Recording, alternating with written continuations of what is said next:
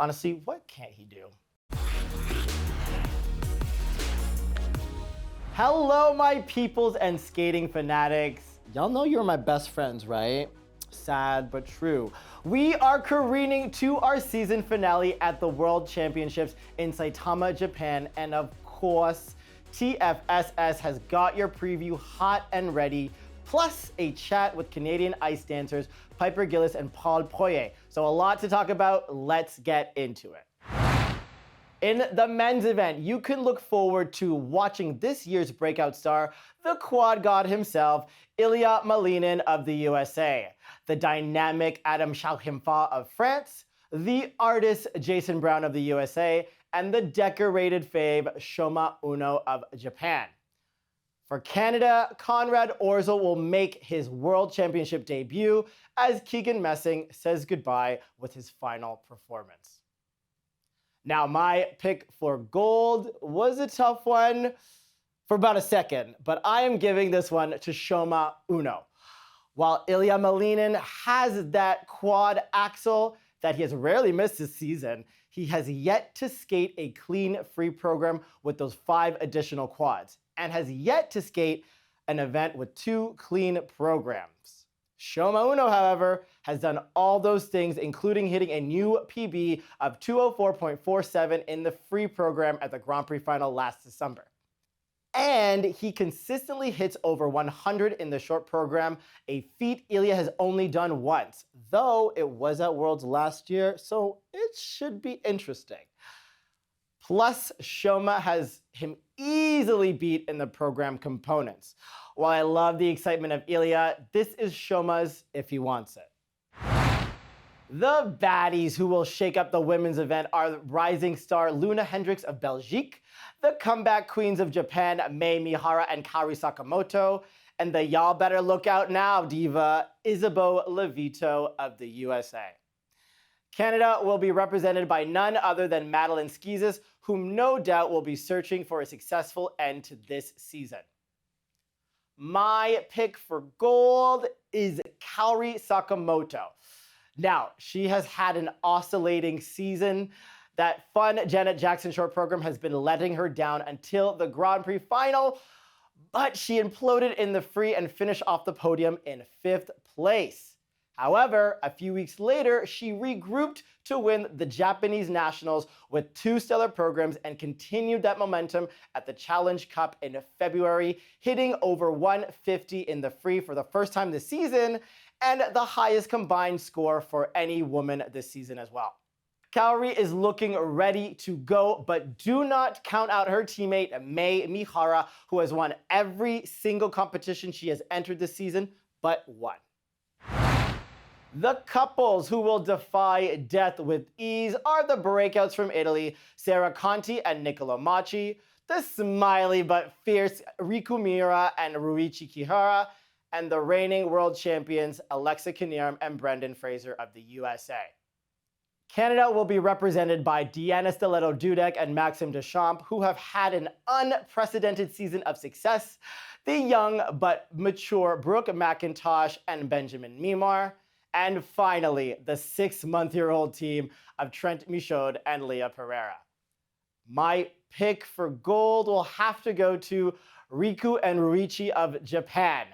They have been undefeated this season and are just growing in strength, confidence, and have outscored their biggest competitors, the Americans and reigning world champions Alexa Knierim and Brendan Fraser at every competition so far. As well, Alexa and Brandon have hit a major challenge as their coach and pair staple, Todd Sand, suffered a heart attack while in Calgary for the Junior World Championship. He is still in Calgary recovering, and we wish him the best. But it will be interesting to see how this team will handle this, but it is fair to say the Americans will not make it easy for Riku and Ruichi to take their world title. And finally, the dancers who will chasse to stay are Great Britain's Lila Fear and Lewis Gibson, Japan's Kana Muramoto and Daisuke Takahashi. Honestly, what can't he do? And the IRL couple, Madison Chalk and Evan Bates of the USA.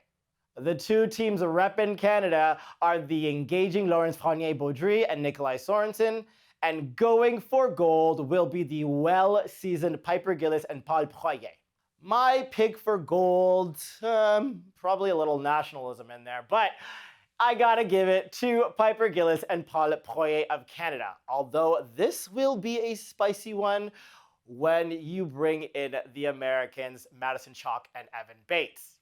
And as luck would have it, I had the chance to catch up with Piper and Paul post Piper's appendectomy surgery, and here's that chat.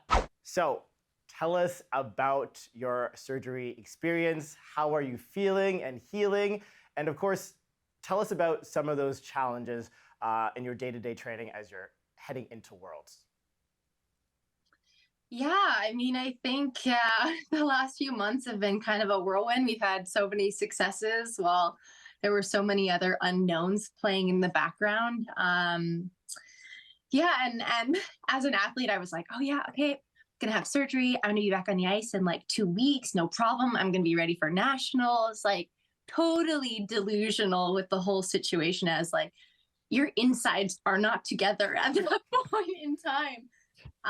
So for me, it was more of a reality check when I had to sit out a little bit longer than I thought I would. But again, I felt like having Paul there and having our coaches, like they were kind of my voice of reason a lot of the time, because again, I just wanted to be ready and be back for everybody. But I feel like where we are right now, it just feels like everything kind of is finally clicking. And I feel like the programs have improved even more because we've taken the time to slowly develop them again and get comfortable performing them. And I think it's just going to bring another level of a performance and connection with people because it's just going to be a whole nother layer of us. I don't want to say as an outsider, but I'm not there. I'm not feeling how Piper's feeling, etc. And this is always what happens in a partnership when one of the partners is injured. This is a very common thing in our sport.